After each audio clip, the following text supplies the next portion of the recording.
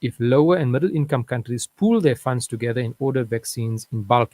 This has been asked by Safura Abdool Karim, and research into this is ongoing. We're joined right now by Safura. Assalamu alaikum wa rahmatullahi wa barakatuh.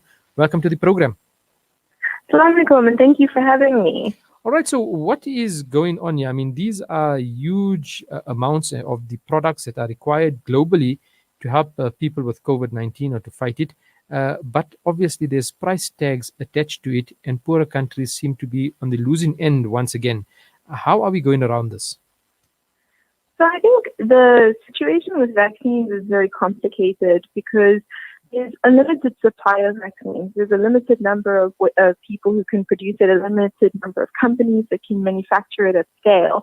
And those companies will really be the ones determining who gets the vaccine and how much it costs, because the demand is going to be far greater than what can be produced. The issue is that, of course, everybody wants access to a COVID vaccine at the moment, and it's turned into a bit of a bidding war between high-income countries that are sort of competing to get the first access, the most access. In some instances, they're asking for exclusive access that nobody else gets doses. And the reality is smaller countries simply cannot compete with that. And unfortunately, South Africa is one of the poorer countries that isn't in a position to bid, billions and billions of dollars to get access to a COVID vaccine. So we need some other way of getting access at an affordable price.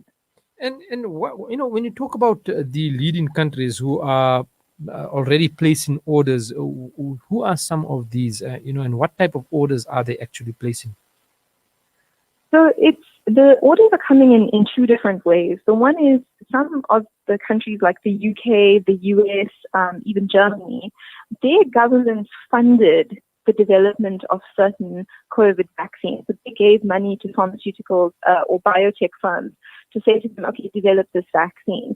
And in return for that funding, they're getting preferential access. That's something that the South African government just couldn't afford to do. We don't have that kind of money to give to vaccine development.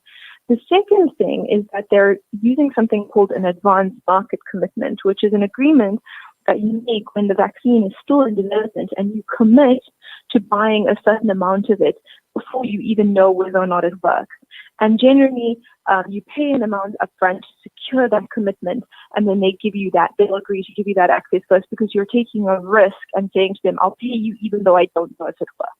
Yes, and we've seen just news coming in last night and early this morning that the vaccine trial by AstraZeneca has been put on hold. They have suspended it because people have fallen ill with now unexplained illnesses after taking this vaccine. So there's that risk involved in a country putting down millions and millions of dollars purchasing these trial vaccines. Do you think countries will come together and put their resources together after seeing the decrease in numbers now? For example, in South Africa, we've seen a slightly lower infection rate, and people seem to be getting on with life. Do you think countries will put that kind of money down in the long run? So I think, obviously our situation with COVID and our lockdown has evolved quite substantially from the trajectory of the epidemic in other countries, that there's going to be a second surge. And the reality is there's no way to control this virus and this pandemic without a vaccine. The vaccine is going to be key to controlling it, especially, with reinfection being highly likely. So, there's no doubt that in order for us to resume some kind of normalcy and control this pandemic in the world, we need a vaccine. But whether or not countries are going to be able to pull together is really unknown, because we've seen some countries exhibiting what we call vaccine nationalism, where they really take a protect my own population first approach. But other countries are just not in that position. And so they've been reliant on things like international aid or, some kind of regional agreement for their access. And that's what South Africa is trying to do by joining an advanced market commitment known as COVAX. Mm-hmm.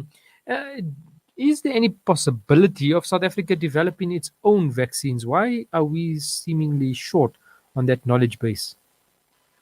So I think the thing is, developing a vaccine is very complicated. We have some capacity to develop certain kinds of vaccines, But the type of vaccine, and I'm not an expert in vaccines, so I won't pretend to use all the terminology, but the types of vaccines like mRNA vaccines that are needed for COVID are incredibly difficult to make, and they require highly specialized infrastructure. And that's not just missing in South Africa. That's missing in almost every single low and middle income country in the world. It is something that is essentially exclusively the domain of wealthy countries. So we're not the only ones in this situation. And is there any indication as to time limits? When do we expect a vaccine to be prepared? So obviously you mentioned the AstraZeneca trial, and that was one of the most promising candidates in the sense it was the furthest along. And, they were talking about having that vaccine potentially beginning to roll out, sort of at the start of next year. But I think realistically, we're looking at a timeline of between 12 and 18 months, because even if a vaccine is found to be effective, people still need to then make the doses of the vaccine and then deliver it to the places that need it. So it's not as simple, and also it needs to be approved by a regulatory agency to make sure that it's safe. So there's a lot of steps that happen from creating a candidate to making sure that people can actually receive it. And that, talking about regulations and approvals of vaccines, what has come about with the Russian attempt to create a vaccine? We saw some news a couple of days ago that they had become the first country to approve a vaccine against SARS-CoV-2. I think, each country has its own standards for what they consider to be a safe and effective vaccine. And South Africa and a few other countries were very strict about what we allow to be approved. We need proof that this thing is not only safe, but that it actually works.